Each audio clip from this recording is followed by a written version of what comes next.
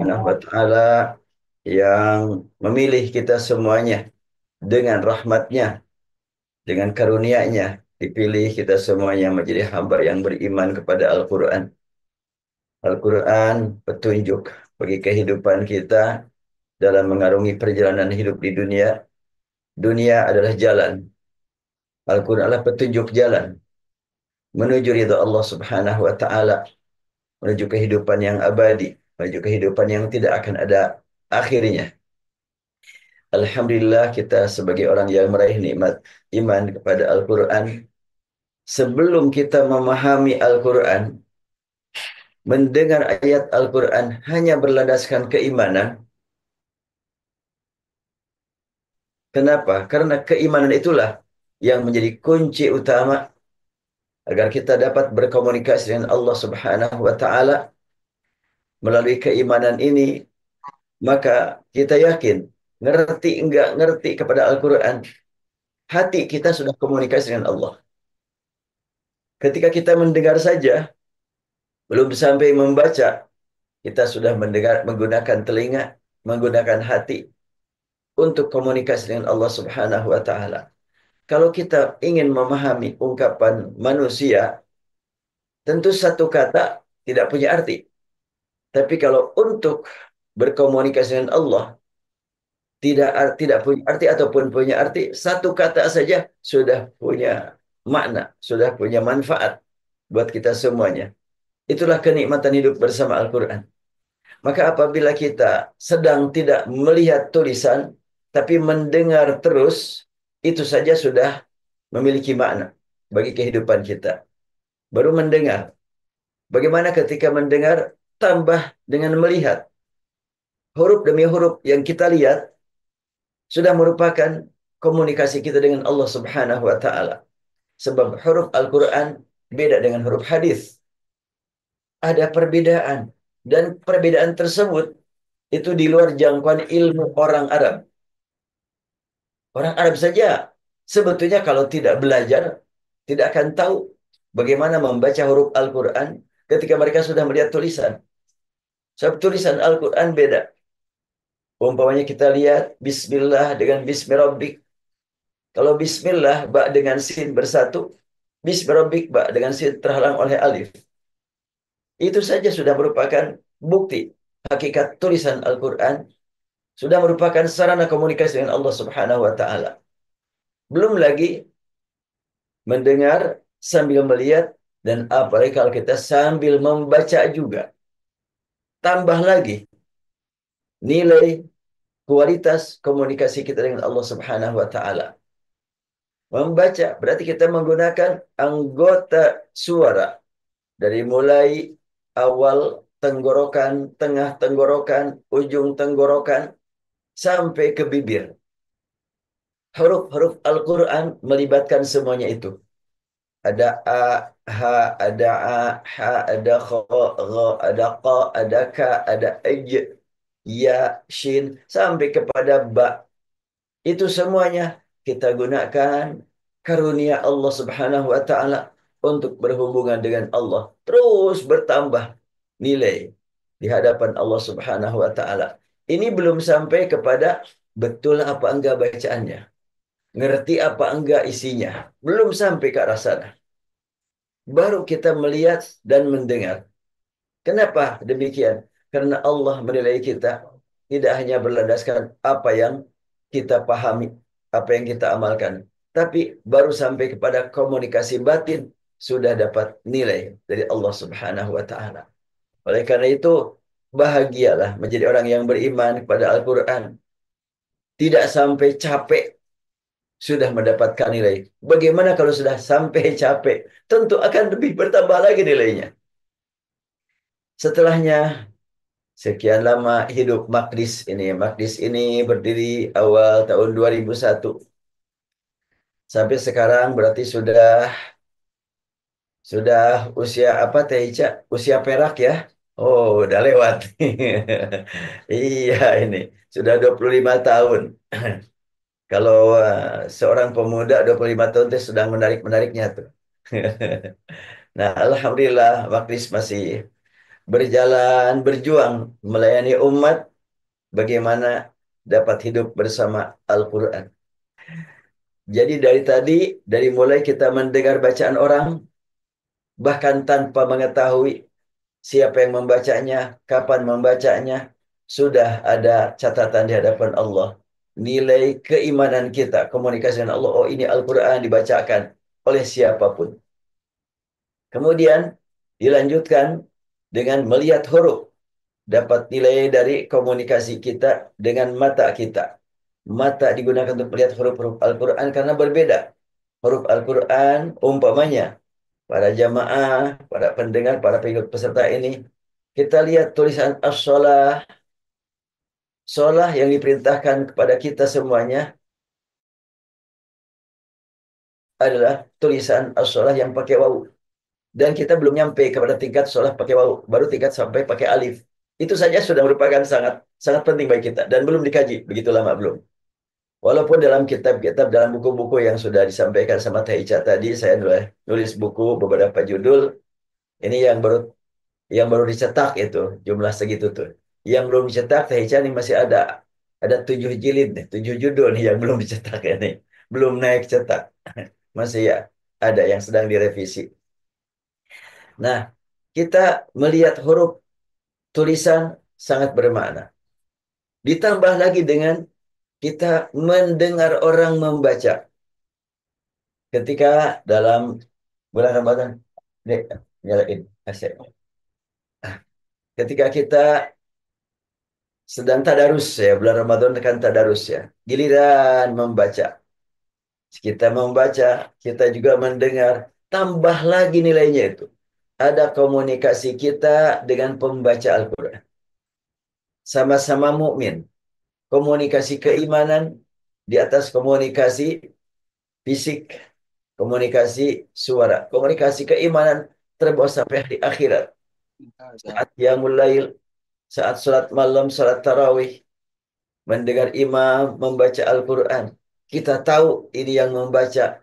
Ada tambahan komunikasi. Sebab sebagai makmum dengan imam, kan betul-betul patuh kepada imam. Imam membaca, dengar, ngerti nggak ngerti, dengar aja. Kenapa? Karena yang kita dengar firman Allah, bukan ungkapan imam. Berarti kita komunikasi dengan Allah juga. Hanya yang terdengar langsung suara manusia. Tapi yang secara tidak langsung suara Allah. Kenikmatan bertambah lagi. Nilai bertambah lagi. Nah kemudian saat tadarus, ada giliran membaca.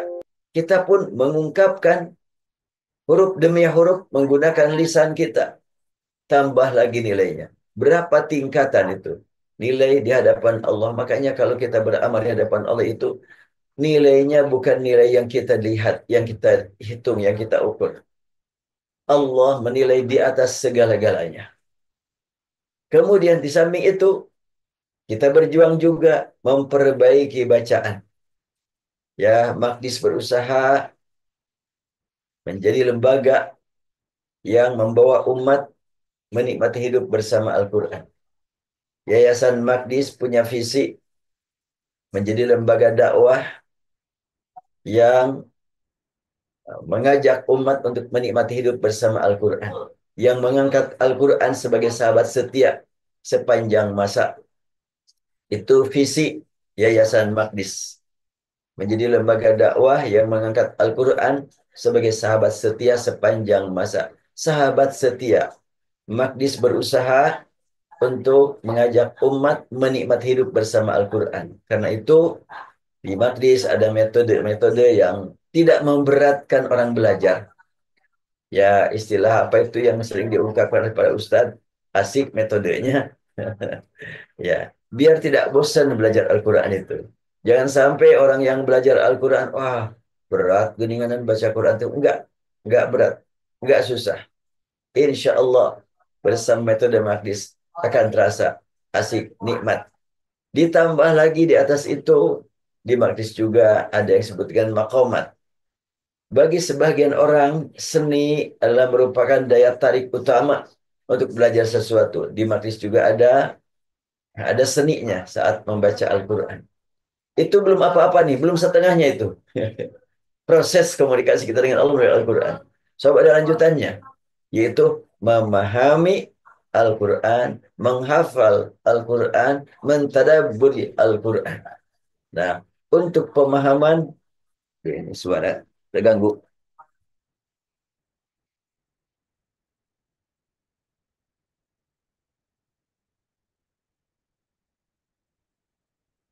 Ya. Ya, Magdis berusaha juga untuk mengajak umat sedikit demi sedikit memahami Al-Quran. Maka saya berupaya menulis buku tafsir 10 qiraat dan tadabbur Al-Quran. Tafsir umumlah, makna tafsir itu apa? Tetapi ada kalimat 10 qiraat. Apaan itu 10 qiraat? Rasulullah SAW saat mendapatkan perintah dari Allah melalui lisan Jibril. Jibril berkata, Inna Allah ya'muruk an taqra'a ummatuka al-Qur'an ala harfin. Allah menyuruh engkau untuk mengajarkan Al-Quran seperti ini yang sudah disampaikan kepada kamu. Sampaikan kepada umat. Rasul membaca umat sedunia sepanjang masa. Karena Nabi Muhammad Nabi akhir zaman diutus untuk seluruh umat manusia sebagai pembawa rahmat ke seluruh alam. Beda dengan nabi-nabi terdahulu. Hanya untuk kaum tertentu. Maka ketika Rasulullah mendapatkan perintah untuk menyampaikan Al-Quran kepada umat, oh kebayang umat begitu banyak.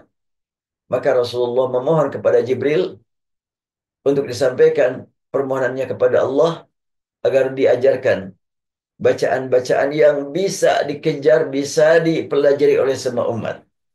Akhirnya turun bacaan lain. Minta lagi tambahan, turun. Minta lagi sampai bolak-balik. Hingga tersebarlah sekarang bacaan Al-Quran itu yang boleh dinyatakan, boleh oleh para ulama Al-Quran, boleh dipakai sholat, itu 10 kiroat. Dari masing-masing satu kiroat, disebarluaskan 2 riwayat. Dan masing-masing riwayat ada toriknya, ada wajahnya. Banyak sekali. Dan itu terpelihara.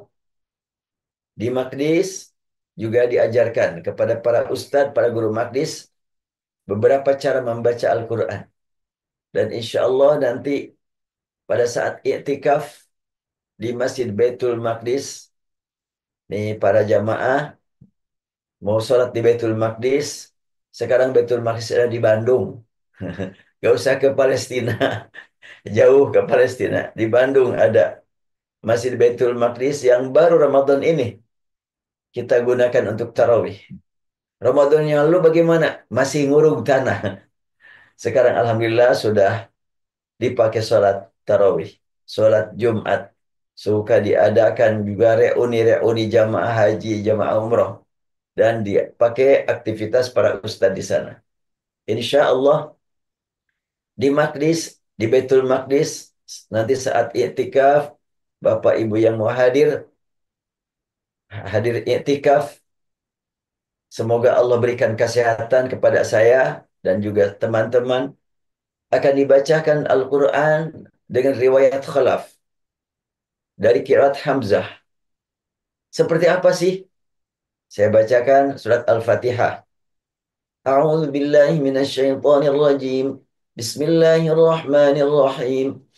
Alhamdulillahi rabbil alamin arrahmanir rahim maliki yaumiddin. إياك نعبد وإياك نستعين اهدنا الصراط المستقيم صراط الذين أنعمت عليهم غير المغضوب عليهم ولا الضالين. Ya, ada yang aneh kan? Malik Yaumiddin, Az-Ziram, Alaihum. Itu riwayat dari Khalaf, dari Hamzah, dari tabi'in, sahabat Nabi, dari Jibril, dari Allah Subhanahu wa Ta'ala. Dan itu yang akan digunakan selama Qiyamul Lail di Masjid Baitul Maqdis 10 hari terakhir. Insya Allah. Berarti dari mulai juz 21 sampai selesai. Persilakan bagi yang hadir. Itu gimana? Kalau bisa, kami juga mau belajar. Akan diadakan waktu di siang harinya untuk mempelajari teorinya, ilmu tajwid dengan riwayat khalaf dari Hamzah. Nanti, terutama saya berharap nih, keluarga besar Maqdis, keluarga besar yang pernah belajar di Maqdis, dari tahsin, dari tahfiz, bahkan mungkin peserta umroh, peserta haji, dapat hadir. Bila tidak hadir fisiknya di Masjid Baitul Maqdis, insya Allah nanti juga akan live streaming.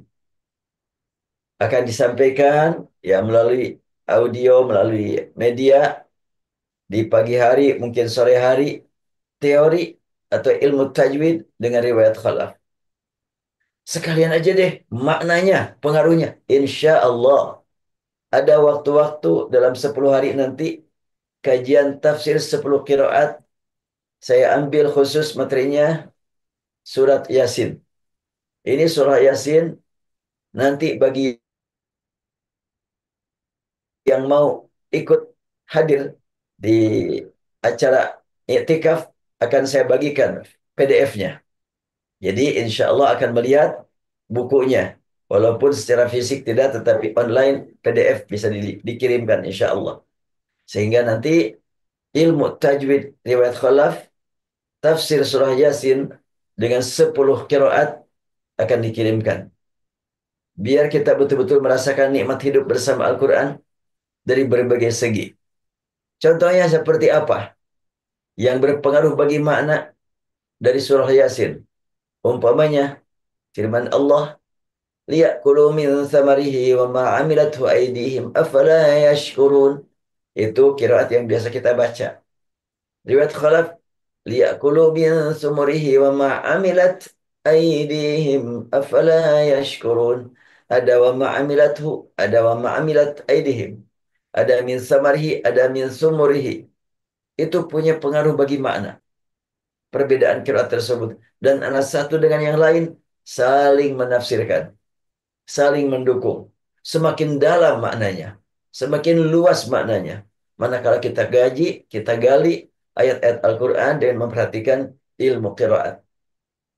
Dan boleh jadi, wallahu alam, boleh jadi karena saya belum tahu di tempat yang lain, boleh jadi Maqdis pertama. Lembaga pertama yang menggali makna di balik perbedaan bacaan Al-Quran. Insya Allah akan dirasakan manfaatnya oleh semua pihak. Dan setelah itu, kita juga tidak hanya sekedar menggali makna, tapi bagaimana interaksi kita dengan Al-Quran melalui satu riwayat, dua riwayat, sampai 20 riwayat. Interaksi kita sampai di mana? At-ta'amul ma'al Quran. Tadi sudah disampaikan oleh Teh Ica bahwa ya buku yang paling akhir yang baru dicetak, judulnya adalah 99 Munajat bersama Al-Quran. Itu sebetulnya tadabbur. Tadabbur penghayatan penjiwaan ayat-ayat doa. Sebelum penjiwaan penghayatan dikemukakan dulu makna sekilas. Bahkan kalau diperlukan sebab turun ayat, hubungan satu ayat dengan ayat yang lainnya. Sehingga ya tebalnya berapa lupa lagi 600 500 halaman ya atau lebih. Lupa lagi saya itu. 99 munajat bersama Al-Qur'an. Kalau pemanya tidak diuraikan, hanya ayat dikumpulkan, ya 3 halaman lah cukup. Ayat-ayat doa dalam Al-Quran. Tapi karena memang diupayakan ada uraian, sebab tidak sedikit doa-doa dalam Al-Quran yang maknanya begitu dalam, begitu luas, kalau hanya membaca terjemah, nggak kelihatan kedalaman dan keluasan makna itu. Umpama yang paling populer. Rabbana atina fid dunya hasanah, wa fil akhirati hasanah, wa qina adzabannar. Apa itu maknanya? Ya Rabb kami, datangkan kepada kami di dunia yang baik, di akhirat kebaikan, selamatkan kami dari api neraka. Kalau selamatkan kami dari api neraka, sudah, tidak diragukan, maknanya itulah. Tapi datangkan kepada kami kebaikan di dunia. Apa maksudnya? Mau kekayaan? Silahkan. Mau kesehatan? Silahkan. Mau keharmonisan hubungan keluarga? Silahkan. Memohon kepada Allah agar semua keluarga menjadi ahli taat? Silahkan. Apakah itu maknanya? Lebih dari itu. Itu bagian dari makna. Yang paling utama makna fi dunya hasanah tentu sudah dicapai oleh para nabi, para rasul. Apakah rasul tidak pernah sakit? Sakit juga. Apakah rasul orang terkaya? Enggak juga. Apakah keluarga rasul semuanya soleh? Ada yang tidak soleh. Apakah itu keluar dari mana fi dunya hasanah? Enggak keluar. Terus bagaimana makna fi dunya hasanah yang diterapkan atau yang dialami yang dinikmati oleh Rasulullah SAW? Rasulullah SAW menjadikan semua realita, semua kenyataan sebagai jalan menuju ridha Allah. Jadi fi dunya hasanah, bila kita berdoa dengan Rabbana atina fid dunya hasanah dengan benar, dengan penuh penghayatan, kita berharap manakala kita sedang menghadapi problem, kesulitan cukup berat, Al-Quran berkata, "Qul la yusibana illa ma kataballahu lana."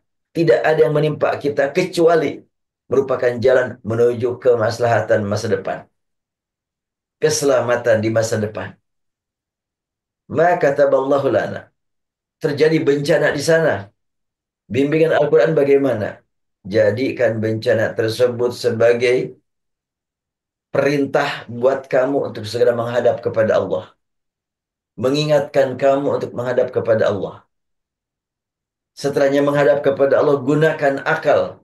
Apa yang harus kita kerjakan? Gunakan perasaan. Bagaimana komunikasi kita dengan sesama manusia. Semua lakukan semata-mata mencari ridho Allah. Berarti kalau begitu, semua peristiwa benar-benar menjadi jalan menuju kebahagiaan di masa mendatang yang abadi.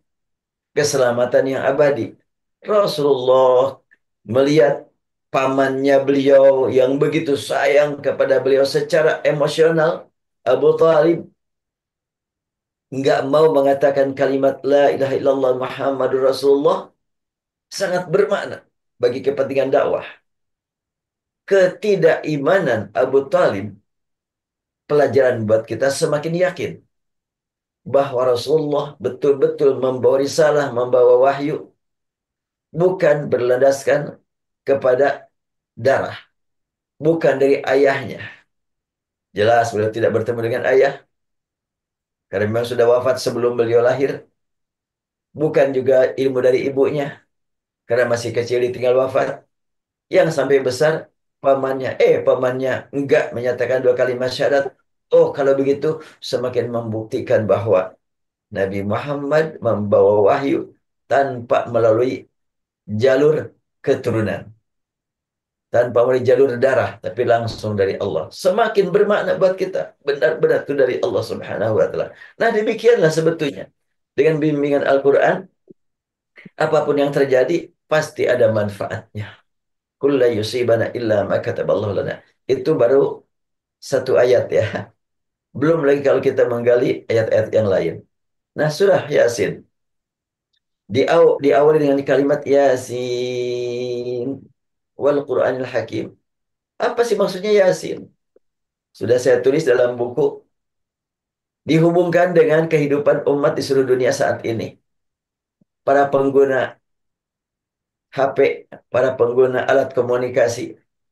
Ketika handphone disimpan, tiba-tiba bunyi, langsung diangkat. Didengar. Bahkan kalau sedang berada bersama-sama, maaf, keluar dulu. Untuk lebih nyaman komunikasi. Yuk kita jadikan sebagai jalan mengingatkan diri kita. Terdengar, Yasin. Oh, ini panggilan dari Allah. Kita cari tempat yang lebih nyaman. Komunikasi dengan Allah.